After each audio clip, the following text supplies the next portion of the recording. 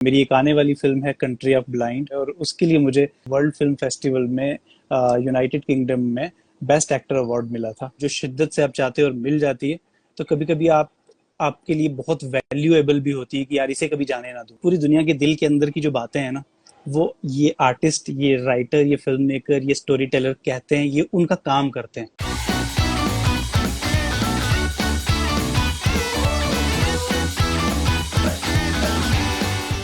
Hello sir, good evening. Hi, good evening, hello कैसे हो? Sir, मैं ठीक हूँ। मैं चाहती हूँ कि आप अपना थोड़ा सा इंट्रोडक्शन दे दें हमारे यहाँ की ऑडियंस पे। जी जी। मेरा नाम है शोएब निकाश शाह। मैं बेसिकली एक एक्टर, डायरेक्टर, प्रोड्यूसर और स्क्रीन राइटर हूँ। मैंने कुछ फिल्में की हैं। उनमें से एक फिल्म है लिहाफ, जो जियो सिनेमा पे है।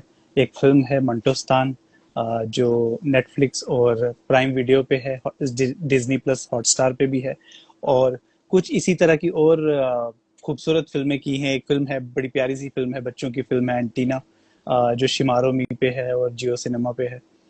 इस तरह के काम किए हैं कुछ, और हमारी कुछ फिल्में कान फिल्म फेस्टिवल जा चुकी हैं, कुछ इंटरनेशनल अवार्ड मिल चुके हैं। और 2022 में मेरी एक आने वाली फिल्म है कंट्री ऑफ ब्लाइंड, जिसके लिए मुझे, जो फेस्टिवल सर्किट में अभी पूरे दुनिया में घूम रही है, और उसके लिए मुझे 2022 में वर्ल्ड फिल्म फेस्टिवल में यूनाइटेड किंगडम में बेस्ट एक्टर अवार्ड मिला था।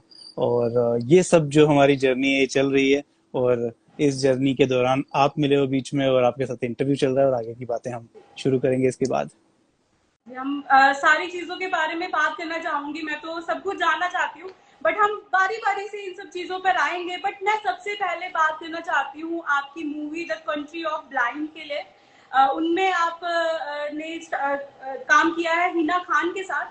तो उस पिक्चर के बारे में थोड़ा सा और डिटेल शेयर कर दीजिए। मेरे ख्याल से ये एक नॉवेल का इंस्पायरेशन वहां से ली गई है, तो थोड़ा बताएं इस बारे में। जी। ये एक कहानी है एच जी वेल्स की। एक शॉर्ट स्टोरी थी जो 1900 आई थिंक 7 और समथिंग उस टाइम पे लिखी गई थी, और उस टाइम की बेस्ट सेलर थी। अ, उसके उसको उससे अडेप्ट करके फिल्म को बनाया गया, एक फीचर फिल्म बनाई गई है, जिसमें एक माउंटेनियर है जो एक अनकंकर्ड माउंटेन पे चढ़ रहा है और वहां से गिर जाता है, और गिर कर एक ऐसी दुनिया में पहुंच जाता है जहां पूरी दुनिया ब्लाइंड है, और उस दुनिया को नहीं पता कि आंखें क्या होती है, देखना क्या होता है। और उस दुनिया में पहुंच के वो वहां पर उनको कहता है कि देखना कुछ होता है, और मेरे पास आंखें हैं और आप लोगों के पास आंखें नहीं है। लेकिन वो लोग उस पर बिलीव नहीं करते, और उनको ऐसा लगता है कि ये कुछ मेंटली इल है, या फिर ये साइकोलॉजिकली इल है, और ये कोई हैंडीकैप्ड है जिसके पास, जिसको आंखों की प्रॉब्लम है। और वो देखता है कि वो लोग कितना फास्ट हैं, कितने आराम से अपनी जिंदगी जी रहे हैं। उनकी जिंदगी में कोई दिखावा नहीं है, क्योंकि देख ही नहीं सकते हैं, तो सब कुछ बराबर है उनकी जिंदगी में। उनकी जिंदगी में करेंसी नहीं है। राजा के पास सब कुछ जमा होता है, जो भी उनको चाहिए वहां से मिल जाता है। तो वो बड़ी इंस्पिरेशनल सी स्टोरी है, जहां पर अगर आपकी आंखें ना हो और आप देखो ना, तो दिखावा कैसे खत्म हो जाएगा, उसके बारे में। और वहां पर उसको उसको जो अभिमन्यु है, उसे गोशा मिलती है। अभिमन्यु मैंने प्ले किया है, और गोशा हिना ने, और उनकी लव स्टोरी है, और इस तरह की कहानी है।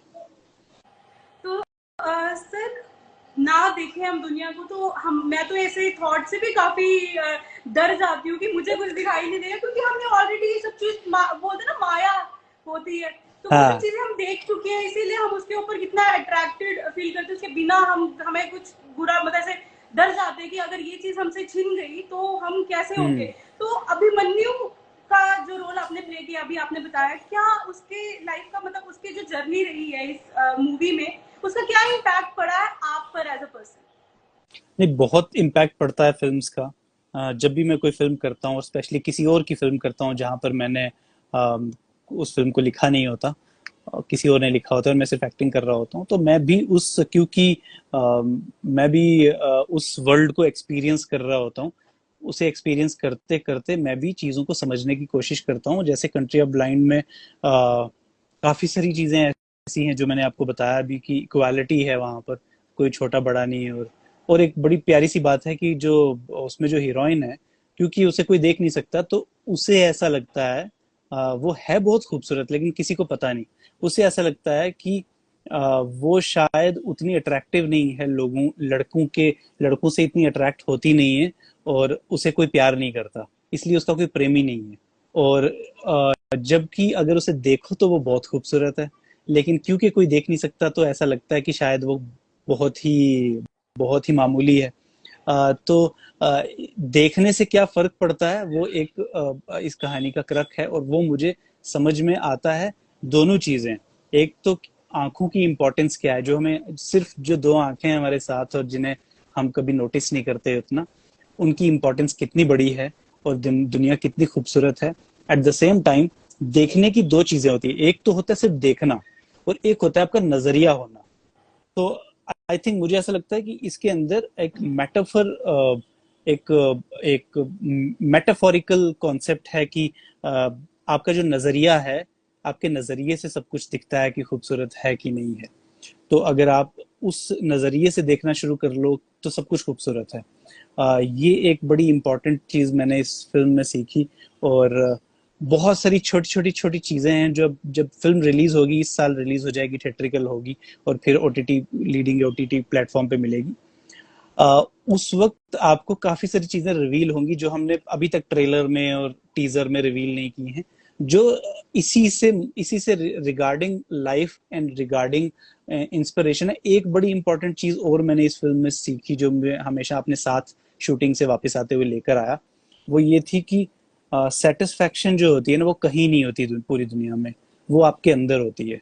तो अगर आप सेटिस्फाइड हो तो आप कहीं पे भी सेटिस्फाइड हो, कहीं पे भी खुश हो। खुशी, सेटिस्फैक्शन, ये एक इमोशन है जो आपके अंदर है, और आप पूरी दुनिया में इसे ढूंढते हो, लेकिन है कहीं नहीं, आपके भीतर है। तो ये बहुत बड़ा मैसेज। और ऐसी बहुत सारी चीजें हैं जो मैं बात करूंगा तो बहुत पूरी फिल्म रिवील हो जाएगी। तो इस तरह की काफी सारी इंपॉर्टेंट और बड़ी ही डीप बातें थी जो मैंने सीखी इस फिल्म से, और मैं शूटिंग के बाद अपने साथ लेकर आया।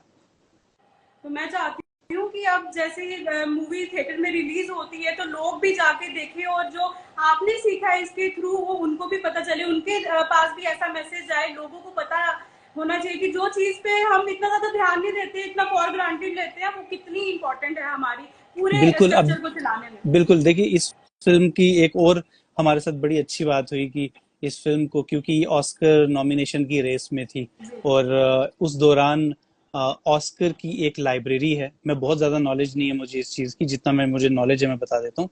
तो ऑस्कर की एक उनकी एक लाइब्रेरी है जहाँ पर वो बेस्ट स्क्रिप्ट्स को रखते हैं अपनी लाइब्रेरी में। और उन्होंने कंट्री ऑफ ब्लाइंड की स्क्रिप्ट को हमें ऑफर किया कि आप अपना स्क्रिप्ट हमें दो, हम अपनी लाइब्रेरी में, ऑस्कर लाइब्रेरी में रखना चाहते हैं। और ये भी एक बहुत बड़ी बात हुई इस फिल्म के साथ, क्योंकि इसकी कहानी में वो बात थी, वो सच्चाई और वो डेप्थ थी। तो ये फिल्म यहाँ तक पहुंची। और कहते हैं ना कि फिल्म, पहले आप फिल्म को बनाते हो, बाद में फिल्म आपको बनाती है। पहले आप फिल्म के साथ जर्नी करते हो, बाद में फिल्म आपको जर्नी कराती है। तो बस इसी तरह से इसके साथ हमारी जर्नी चल रही है। तो ये तो हुई बात आपकी द कंट्री ऑफ ब्लाइंड की। मैं जानना चाहती हूँ कि आपके इनिशियल प्रोजेक्ट्स कौन से थे, किस तरीके से मिले, बीइंग फ्रॉम जम्मू। आप जम्मू से उठ के एक बड़े शहर में गए थे, तो इनिशियल जो प्रोजेक्ट्स थे उनके बारे में कुछ बात बताएं। किस तरीके का स्ट्रगल आपने फेस किया उस टाइम पे, कैसे कैसे चीजें होती गई आपके लिए, तो मैं उस बारे में थोड़ा जानना चाहूंगी। देखिए, ऐसा मेरे साथ ऐसा हुआ था कि मैं जब स्कूल में था, मैं तभी काम करना शुरू कर दिया था। मैं जब 10th में था तभी मैंने जम्मू में ही एड फिल्म्स और सॉन्ग्स वगैरह ये सब करना शुरू कर दिया था, क्योंकि मुझे पॉकेट मनी के लिए ये होता था कि मैं अपना पॉकेट मनी अगर कोशिश करूँ मैं खुद निकालूं तो बेहतर होगा। इसकी वजह से क्या हुआ, 3 4 5 साल ऐसे ही चलता रहा, और इन बिटवीन दिस टाइम मैंने एक फिल्म साइन कर ली थी, आइडेंटिटी कार्ड। उसकी शूटिंग कश्मीर में थी, वो शूटिंग हुई, और वो फिल्म काफ़ी क्रिटिकली एक्लेम हुई, उससे मुझे काफ़ी फ़ायदा मिला। और फिर एक नेक्स्ट फिल्म वो चलता ही गया। अगर स्ट्रगल कहें तो मैं वैसे स्ट्रगल नहीं कहता हूँ इसको। मुझे ऐसा लगता है कि काम ढूंढना भी एक काम होता है, उसको मैं बिल्कुल। स्ट्रगल नहीं कहता, उसको भी काम कहता हूँ मैं। और वो सबसे मुश्किल काम होता है, लेकिन मुझे वो स्ट्रगल नहीं करनी पड़ी। मैं ऑनेस्टली कहूँ तो मुझे ऐसा, मैं आज तक 15 साल से ज़्यादा हो गए मुझे काम करते हो, कभी ऐसी स्ट्रगल काम ढूंढने वाली तो नहीं करनी पड़ी। लेकिन मैं पूरी कोशिश करता हूँ, मेहनत पूरी करूँ कि जो भी काम मुझे मिले मैं उसे ईमानदारी से करूँ। और मेरी हमेशा ये कोशिश रहती है कि जितना काम मुझे दिया गया है करने के लिए, मैं उससे 5 गुना ज्यादा कोशिश करता हूँ कि मैं करके दूं। और जो मुझसे कोई एक्सपेक्ट कर रहा है, मैं 5 टाइम बेटर उनकी एक्सपेक्टेशन पे खरा उतरूं। ये मेरी कोशिश रहती है। स्ट्रगल नहीं कह सकते काम ढूंढने के लिए, बट काम करते हुए और काम को करते करते सीखते हुए और फिर और ज्यादा फाइन ट्यून होते हुए और ज्यादा उस काम को लेकर टेक्निकली साउंड होना, ये एक्चुअली एक प्रोसेस था जो होता गया, पता ही नहीं चला, क्योंकि मैं बिजी रहा काम करते हुए। लेकिन आज जब मैं पीछे मुड़ के देखता हूँ तो मुझे ऐसा लगता है कि यार मैं काफी टाइम से, मैं बहुत लकी भी हूँ कि मैं काम कर रहा हूँ और मुझे ऐसा बीच में मेरे दौर नहीं आया जब मैं, एक डाउनफॉल आता है जब आपको ऐसा लगता है कि काम नहीं है, अब क्या करेंगे या काम कहाँ से ढूंढें। तो वैसा सिचुएशन अब तक नहीं आई, क्योंकि जब आप काम करते रहते हो कंटिन्यू, आप ईमानदारी से और पूरे फोकस से, डेडिकेशन से, तो आई थिंक उसकी कमी भी नहीं होती। जब 10 लोग आपको जानने लगते हैं ना कि ये अच्छा काम करते हैं, तो सब आपको बुलाते हैं और आपको काम देते ही रहते हैं, और वो बस इस तरह से चलता रहा। तो आप, आपने बताया कि 15 साल से आप इस इंडस्ट्री में हैं, तो उससे ही पता चलता है कि आपका पैशन कितना ज्यादा है इस इंडस्ट्री को लेकर, और आपकी जो कंटिन्यूअस इसमें प्रोग्रेस है वो दिखती है। जी जी। इसमें क्या होता है कि बेसिकली जब हम किसी भी काम को करते हैं, तो स्टार्टिंग में ऐसा होता है कि आप बड़े पैशनेट होते हो, आपका एंथुजियाज्म अलग होता है, आप, आपका जो जज्बा अलग होता है। लेकिन जब जैसे ही आप चीजों को पाने लगते हो, कोई भी चीज जब हासिल हो जाती है, तो उसकी उसकी वैल्यू थोड़ी कम हो जाती है। एट द सेम टाइम कभी कभी ऐसा होता है कि वो कोई भी चीज आपको जो जो शिद्दत से आप चाहते हो और मिल जाती है, तो कभी कभी आप, आपके लिए बहुत वैल्यूएबल भी होती है कि यार इसे कभी जाने ना दूं मैं। और मुझे ऐसा लगता है कि आर्ट फॉर्म एक ऐसी चीज है, कोई भी आर्ट फॉर्म हो, जब आप उसमें प्रोफेशनल लेवल पे, और जब आप उसमें पूरी तरह से घुस जाते हो, फुल टाइम जॉब की तरह उसे करने लगते हो, तो आर्ट फॉर्म जो है वो एडिक्शन की तरह है। वो आपको कभी छोड़ती नहीं और आप उसे कभी छोड़ते नहीं हो। आप हमेशा कोशिश करते रहते हो कि और ज्यादा बेटर कैसे करूं या और ज्यादा कुछ नया कैसे करूं। और ऐसा भी नहीं होता कि हम अगले 10 साल की जर्नी सोच रहे होते हैं कि मैं 10 साल के बाद क्या करूंगा। लेकिन जो आया हुआ आपके पास प्रोजेक्ट होता है, उसको कैसे आप बेस्ट बनाओ, बेस्ट करो और करके दो। और उसके बारे में ही सोचते रहते हो। जब वो खत्म हो जाता है तो नया प्रोजेक्ट होता है, उसके बारे में एक्साइटमेंट शुरू हो जाती है, और आपको पता ही नहीं चलता 15 साल निकल गए, 30 साल निकल गए, और आप इतना काम करते रहे। आपको अभी भी ऐसा लगता है कि जस्ट नया नया शुरू किया। तो आर्ट फॉर्म की एक क्वालिटी यही है कि वो आपको अट्रैक्ट करती है और एक एडिक्शन होती है इसकी। लगता है आप काफी ज्यादा प्यार करते हैं अपने प्रोफेशन से, तभी आपको पता नहीं चला टाइम का। नहीं तो लोग ऐसे होते हैं, उनको तो बोलते नहीं हमें तो काफी साल हो गए जी, आप ऐसे बोल रहे हो 15 साल तो कुछ भी नहीं है, तो पता निकल गए हैं ऐसे ही। नहीं नहीं, बिल्कुल भी, बिल्कुल कुछ नहीं है, क्योंकि मुझे सच कहता हूँ, मैं, मुझे बिल्कुल पता नहीं चला कि ये 15 साल कैसे निकले, और मैं ये चाहता हूँ कि अगले 30-50 साल भी ऐसे ही और निकल जाएं और मुझे बिल्कुल पता ना चले। मैं इसी तरह से इंजॉय करता रहूँ इस टाइम को। और क्योंकि क्या होता है, हम जो भी जॉब करते हैं, तो यूजुअली ऐसा होता है अनफॉर्चुनेटली, उसमें 90% लोग अपनी जॉब से सेटिस्फाइड नहीं होते, क्योंकि वो लोग वो जॉब नहीं कर रहे होते जो उन्हें हमेशा से करनी थी। और बहुत सारे लोगों को ये पता ही नहीं होता कि उनके अंदर वो कौन सी बात है जो उन्हें, जो किक देगी उनको और जो उनको करनी है। इसलिए वो कुछ कुछ जॉब्स कर रहे होते हैं, इसलिए वो सेटिस्फेक्शन नहीं होती उनके अंदर।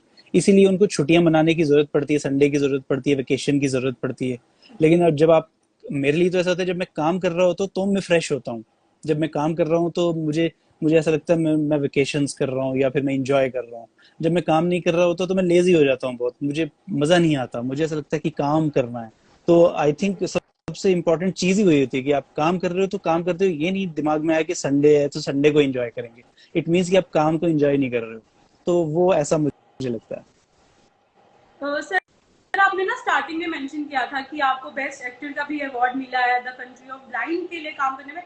कैसा लगा उसके साथ रिलेटेड जो एसोसिएटेड जो एक्सपीरियंस था, मैं उसके बारे में बात करना चाहती हूँ। क्योंकि जब हमें अप्रिसिएशन किसी चीज के लिए मिल जाती है ना, तो एक तो हमें इमोशनली हमें कलेक्ट करना अपने आप को बहुत ही ज्यादा, उस टाइम पे ना कंट्रोल नहीं हो पाते अपने इमोशंस।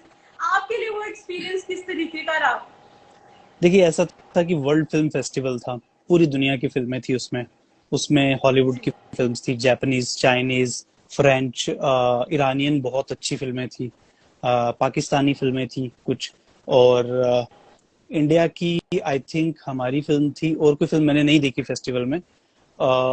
तो पूरी दुनिया की मैक्सिमम जगहों से जो बेस्ट फिल्में थी वो आई थी। और जब मैं स्क्रीनिंग्स होती थी, रोज फेस्टिवल जाता था, जब मैं वहाँ यहाँ से यूके गया था, तो मैं उतनी ज्यादा एक्सपेक्टेशंस लेकर नहीं गया था, क्योंकि मैं जानता था कि बहुत बेस्ट, बहुत बढ़िया फिल्में आने वाली हैं। और जब मैं वहां पर गया और मैं रोज फेस्टिवल में फिल्में देखता था, तो जब एक एक फिल्म देखता था तो मैं बहुत ही गूस बम्स आते थे और मुझे ऐसा लगता था कि ऐसे ऐसे एक्टर होते हैं। स्पेशली मैंने ईरानियन एक दो फिल्में देखी तो मुझे ऐसा लगा कि यार ये तो बहुत ही कमाल है, यहाँ तो मुझे लगता नहीं कि मैं नॉमिनेशन में ही हूँ, वही बड़ी बात है। लेकिन फिर फाइनली जिस दिन मुझे अवार्ड मिल गया, मैं बैठा हुआ था, मुझे क्योंकि फेस्टिवल्स में ऐसा होता है, जब आप इंटरनेशनल फेस्टिवल्स में होते हो तो आपको कभी भी एंड मोमेंट तक पता नहीं होता कि आपको अवार्ड मिलेगा कि नहीं मिलेगा। आप नॉमिनेशन में हो तो आपको पूरा क्यूरियोसिटी बना के रखते हैं यूजुअली। अब दूसरे इंडिया में जो अवार्ड्स होते हैं, जो कमर्शियल अवार्ड्स, उसमें ऐसा होता है कि आपको एक दिन पहले बता देते हैं कि आपको मिलने वाला है, लेकिन वहां पर ऐसा नहीं होता। तो मैं अपनी तरफ से छोटी सी एक स्पीच भी रेडी करके गया था कि अगर मिल गया बाई चांस तो फाइनली अवार्ड मुझे मिल गया और मैं अवार्ड लेकर घर आया। तो वो बात क्या है कि वो बियॉन्ड द वर्ड्स एक्सपीरियंस होता है, उसको आप एक्सप्रेस नहीं कर सकते। आप इमोशनल होते हो क्योंकि एक टाइम पे हमने उस फिल्म को ना कागज पे देखा था, पेपर्स पे थी वो पिक्चर, और हम उसे सिर्फ पढ़ते थे, और फिर हमने उसे जिया, और फिर उसकी अप्रिसिएशन भी मिली, और एक ऐसी जगह मिली जहां पर कोई मेरी लैंग्वेज भी नहीं जानता था, किसी कोई हिंदी बोलने वाले लोग भी नहीं थे वहां, और वो लोग मेरे इमोशन को समझ रहे थे वहां सबटाइटल के साथ, क्योंकि पिक्चर सबटाइटल के साथ चल रही थी, और लोग मेरे इमोशन के साथ जा रहे थे। जब मैं थिएटर में पिक्चर देख रहा था तो मैं बहुत ही, क्योंकि जो लोग जिसकी पिक्चर होती है जब स्क्रीनिंग में, तो उनकी आगे की रो होती है यूजुअली, उनको आगे सबसे आगे रिजर्व रो में बैठा, लेकिन मैं बहुत पीछे जाके बैठता हूँ क्योंकि मुझे आगे रिएक्शंस देखने होते पीछे से लोगों के। तो मैं बहुत पीछे बैठा था और मैं रिएक्शंस देख रहा था, और मैं सोच रहा था कि यार मैं तो हिंदी में बोल रहा हूँ और सबटाइटल हैं, चलो ठीक है, लेकिन कैसे किसी को समझ आएगा, लैंड करेगा कि नहीं करेगा इमोशन मेरा, मेरी बात समझ में आएगी कि नहीं आएगी, मेरा जज्बात समझ आएगा कि नहीं आएगा। लेकिन वो लैंड कर रही थी, वो समझ आ रहा था, उस इमोशन के साथ लोग जा रहे थे, और फिर फाइनली अवार्ड भी मिल गया। तो मुझे ऐसा लगता है कि मेरी एक्सपेक्टेशन से बहुत ऊपर हो गया था। जब मैं वापस आया, times of India, Hindustan times, सब बड़े बड़े न्यूज में छप रहा था। बिलीव करें, मैं उससे पिछले 2 साल से ट्राई कर रहा था मेरा अकाउंट वेरीफाइड हो जाए इंस्टाग्राम का। उस टाइम पे वेरीफाइड होना बहुत मुश्किल होता था, और मेरा अकाउंट वेरीफाइड नहीं हो रहा था। और मैं जैसे ही वापस आया, इतनी न्यूज आई और इतना सब हुआ कि 3 या 4 दिन में मेरा अकाउंट वेरीफाइड हो गया खुद ब खुद। तो मेरे लिए मतलब सारी चीजें बदलने लगी एकदम से। तो एक्सपीरियंस जो था वो बियॉन्ड द थॉट था कि यार ये हो क्या रहा है, क्या जैसे पिक्चर बनाते हो, पिक्चर में एक मैजिक होता है, ऐसा लगता है एक जादू हो रहा है ना। तो ऐसे ही वो जादू की तरह ही पिक्चर बनी थी, और जादू की तरह ही अवार्ड मिला, और वो जादू जैसा ही महसूस हुआ मुझे। तो आप जैसे बोलो ना कि सबटाइटल्स के साथ वो मूवी चल रही थी, आई थिंक जो आर्ट फॉर्म होता है उसको मेरे ख्याल से किसी लैंग्वेज का बैरियर नहीं है वहां पे। लोग वो नहीं, समझ आते हैं आपके इमोशंस, आपके एक्सप्रेशंस, तभी एक अच्छे एक्टर की तो यही पहचान होती है। देखिए क्या होता है, सिनेमा एक ऐसी चीज है जहां पर 400-500 लोग इकट्ठे बैठते हैं, जहां पर हिंदू मुस्लिम सारे धर्म, छोटे बच्चे, अच्छे लोग, बुरे लोग, अलग थॉट वाले लोग, जजमेंटल लोग, नॉन जजमेंटल लोग, हर तरह के लोग एक साथ बैठते हैं। एक ही तरह की बात पे हंसते हैं, एक ही तरह की बात पे रोते हैं, एक ही तरह की बात पे इमोशनल होते हैं, एक ही इंसान को सपोर्ट कर रहे होते हैं कि यही जीतेगा, यही जीतेगा, इसी के साथ अच्छा होगा, इसी के साथ बुरा हो रहा है। मतलब उन सब के थॉट एक अंधेरे कमरे के अंदर बैठकर सेम होते हैं। तो सिनेमा कहीं ना कनेक्ट करता है लोगों को जोड़ता है। इससे पहले मेरी एक फिल्म की कान फिल्म फेस्टिवल में स्क्रीनिंग हो रही थी, मंटोस्तान की, और मैं वहां बैठा था, और वो मेरा बड़ा पहला एक्सपीरियंस था कान फिल्म फेस्टिवल में। और जब फिल्म चल रही थी तो पूरी पिक्चर में मुझे ऐसा लग रहा था बकवास लग रही है लोगों को, किसी को कुछ समझ नहीं आ रहा ये हो क्या रहा है, ये कुछ समझ नहीं आ रहा, कुछ नहीं हो रहा। और आप बिलीव करो कि जैसे पिक्चर खत्म हुई, जैसी लाइट्स ऑन हुई, लोग जब क्लैपिंग करने लगे और जब लोगों ने स्टैंडिंग ओवेशन दिया, पूरा काफी न्यूज में भी आया था स्टैंडिंग ओवेशन वहां पर उसका, तो मैंने देखा मेरे साथ में ही जापानीज और एक फ्रेंच एक्टर थी, मैं बाद में उन लोगों से मिला, वो रो रहे थे क्लाइमेक्स में। और मैं भी कभी अपनी जिंदगी में उस पिक्चर को देख के, या मेरे फैमिली वाले या आगे पीछे हमारे लोग देखकर रोए नहीं थे। वो लोग इतना इंडल्ज हो गए थे, इतने कनेक्ट हो गए थे, वो रोने लगे थे, और बाहर आए, और उन्होंने मुझे पहचाना नहीं क्योंकि मैंने सरदार का कैरेक्टर किया था और वहां पर मैं बिल्कुल सूट वूट में गया था। फिर जब बात बात हुई तो पता चला कि मैं हूँ वो। और वो लिटरली वो एक्टर एक्टर वो फिल्म मेकर्स रो रहे थे, और मुझे ऐसा लगा कि यार सिनेमा किस तरह से कनेक्ट करता है, ये सच में जादू है, ये और कहीं नहीं हो सकता। बिल्कुल, और वो जादूगर आप हैं जो इस जादू को क्रिएट भी कर रहे हो। देखो क्या होता है कि सिनेमा और कोई भी आर्ट फॉर्म जो है ना, वो एक ऐसी रिस्पॉन्सिबिलिटी है आपके लिए, जैसे बहुत सारी चीजें हैं लोगों को कहनी होती हैं, लेकिन वो नहीं कह पाते। हर आदमी नहीं कह नहीं सकता। एक आदमी के दिल के इमोशन वो नहीं कह सकता। शायद वो किसी गाने के थ्रू कह ले, शायद वो किसी शायरी से कह ले, शायद फिल्म किसी सीन से वो कनेक्ट करके कह ले कि यार ऐसा मैं सोचता हूँ। हर आदमी कह नहीं सकता, इसलिए पूरी दुनिया की जो जुबान है ना, हर पूरी दुनिया के दिल के अंदर की जो बातें हैं ना, वो ये आर्टिस्ट, ये राइटर, ये फिल्म मेकर, ये स्टोरी टेलर कहते हैं, ये उनका काम करते हैं। जैसे एक किसी ने बड़ी अच्छी बात की थी, मैंने सुना था कि जैसे जूते पहनती पूरी दुनिया लेकिन बनाता कोई कोई है, बनाने की जिम्मेदारी किसी किसी की है। वैसे ही पूरी दुनिया के इमोशन है लेकिन कहने की जिम्मेदारी हमारी है। तो आई थिंक ये बहुत बड़ी रिस्पॉन्सिबिलिटी होती है हमारे ऊपर।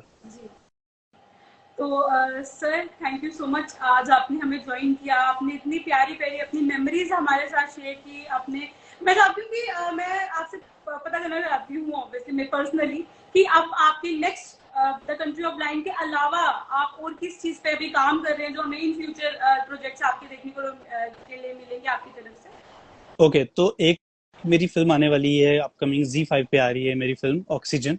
उस फिल्म का बड़ा ही प्यारा मुद्दा है, क्योंकि जिस तरह से डिफॉरेस्टेशन हो रही है, पेड़ कट रहे हैं, और पेड़ कटने की वजह से जिस तरह से लोग बीमार हो रहे हैं, मौसम बदल रहे हैं, लोग सब चीजें कंफ्यूज हो रही है, नेचर को कंफ्यूज कर रहा है पेड़ कटना, वो मुद्दा है ऑक्सीजन। और कैसे सिर्फ कुछ रुपयों के लिए और कुछ रिश्वत और कुछ ब्राइब के लिए, जो है कुछ थोड़े से पैसों के लिए पेड़ कट रहे हैं, और डिपार्टमेंट्स भी किस तरह से उसमें रिस्पॉन्सिबल हैं, और उससे क्या नुकसान हो रहे हैं, उसको लेकर एक पूरी फिल्म, एक थ्रिल है पूरा, मतलब पावर पैक थ्रिलर है ऑक्सीजन। और जिसमें एक ऑफिसर है जो, और अपने कुछ साथियों के साथ, अपने कुछ एम्प्लॉयज के साथ जंगल में गया। वो गए ही पेड़ काट के उसकी डील करने गए, कहाँ कैसे उसको वहां रियलाइजेशन होता है, और पूरी अपनी पूरी डिपार्टमेंट के खिलाफ खड़ा हो जाता है वो, कि पेड़ तुम्हें कटने, और वो सब उसके खिलाफ हो जाते हैं। तो वहां पर एक रोलर कोस्टर राइड है वहां पर। वो एक Z5 पे मेरी फिल्म आ रही है, आई होप नेक्स्ट मंथ आ जाएगी सितंबर में। और उसके अलावा कंट्री ऑफ ब्लाइंड डेफिनेटली आ रही है। उसके अलावा मैं कुछ एक दो प्रोजेक्ट और हैं जिनके ऊपर मेरा काम चल रहा है। होपफुली बहुत जल्दी वो उनकी शूटिंग शुरू हो जाएगी, एक प्रोजेक्ट की अक्टूबर में और एक दूसरे प्रोजेक्ट की फरवरी में। तो ये सब अभी फिलहाल चल रहा है। Okay sir. और आप जो है मुझे दिखाई नहीं दे रहे हो, एक वेब सीरीज मैंने लाइट के एक बैकग्राउंड रख के मैंने बनाई है, जो ये लाइट गई है। ये बड़ा ही तगड़ा, बहुत ही खतरनाक मुद्दा है ये। इसके ऊपर मैंने एक वेब सीरीज बनाई है जो जल्दी आएगी किसी प्लेटफॉर्म पे। उसका नाम है मजनू जूलियट की इलेक्ट्रिक प्रेम कथा। उसका मुद्दा ही यही है कि वो लव स्टोरी है मजनू और जूलियट की। मतलब मजनू को लैला नहीं मिली और जूलियट को रोमियो नहीं मिला, तो मजनू ने सोचा कि मैं, मुझे लैला नहीं मिली, मैं जूलियट पे ही ट्राई कर लूं। तो वहां पर उनकी एक रोमांटिक कॉमेडी है, लेकिन at the same time backdrop ये है कि मोहल्ले में लाइट ही नहीं है। तो जहां इंडिया एक तरफ डिजिटल हो रहा है, स्मार्ट इंडिया हो रहा है, प्रोग्रेसिव इंडिया हो रहा है, जहां पर उसकी करेंसी इतने ट्रिलियंस में जा रही है, जहां इतनी इतनी बड़ी बातें हो रही हैं, एट द सेम टाइम उसी इंडिया में कुछ जगह ऐसी हैं जहां पर आज भी लाइट नहीं है। तो ये मुद्दा कॉमेडी में है पूरा का पूरा। तो एक मेरी वो भी वेब सीरीज आने वाली है, तो जो उसका तो बहुत ही इम्पोर्टेंट हमने है। प्रैक्टिकल दिखा दिया अभी थोड़ा सा ना। हाँ दिखा दिया, वो हमने ऐसे कर दिया वो थोड़ा सा। जी जी जी, ऐसा होता रहता है। हम ऑनलाइन जब भी कुछ चीजें कनेक्ट करने की कोशिश करते हैं, कुछ ना कुछ तो होता रहता है। लाइफ है, लाइफ ऐसे ही चलती है आई गेस। बिल्कुल तो मैंने देखा बिल्कुल कुछ जितने ना। भी प्रोजेक्ट्स पे। जी जी आई एम सॉरी, मैं आपको कट कर रहा हूँ। हाँ कुछ ना ऐसे कुछ कमेंट्स हैं, लोगों ने कुछ मैसेज किए हैं, जिसमें जी मैक्सिमम कुछ ऐसे हैं कि अंगीठी 4 कब आ रही है। मैं जल्दी ये अनाउंस नहीं कर सकता, ये शिमारो ही बताएगा कब आ रही है। दूसरा, शफक नाज के साथ, शफक बहुत अच्छी एक्टर है, मैंने उसके साथ काम किया है, और अंगीठी 2 और 3 में भी आई है, तो डेफिनेटली वो 4 में भी होगी, और कोई ना कोई प्रोजेक्ट हम साथ में करेंगे। कंट्री ऑफ ब्लाइंड इस साल में ही आ जाएगी, आपको भी देखनी है। जिनल हाय, कंट्री ऑफ ब्लाइंड आपको देखनी है, बहुत जल्दी आएगी, बस थोड़ा सा इंतजार। Thank you so much. अच्छी चीजों को जी देखने के जी, लिए थोड़ा तो इंतजार बनता ही है। हाँ हाँ बिल्कुल बनता है। ये बहुत ज्यादा एक ही तरह के कमेंट आ रहे थे, तो मैंने सोचा ये रिप्लाई जवाब जी देना जरूरी है, क्योंकि फिर जरूर जी, हाँ अच्छा उनके नहीं। लिए लाइव सेशन हो हाँ रहा है, उनकी भी क्वेरीज पूरी एड्रेस होनी चाहिए। और मैं बहुत देख रही जरूरी, हूँ ना, बहुत। जितने भी आपने प्रोजेक्ट्स आप कर रहे हो, जिन पे भी काम करा है, वो काफी उनका डिफरेंट, बहुत अच्छा एक अप्रोच है। कोई नॉर्मल कहानियां नहीं है ये, बहुत ही इंटरेस्टिंग, में बहुत ज्यादा इंटरेस्टिंग ह्यूमन इंटरेस्ट की कहानी है, जैसे आपने हम्म एक्सप्लेन भी किया अभी। तो मैं तो हम्म बड़ी ज्यादा एक्साइटेड हूँ देखने के लिए उनको।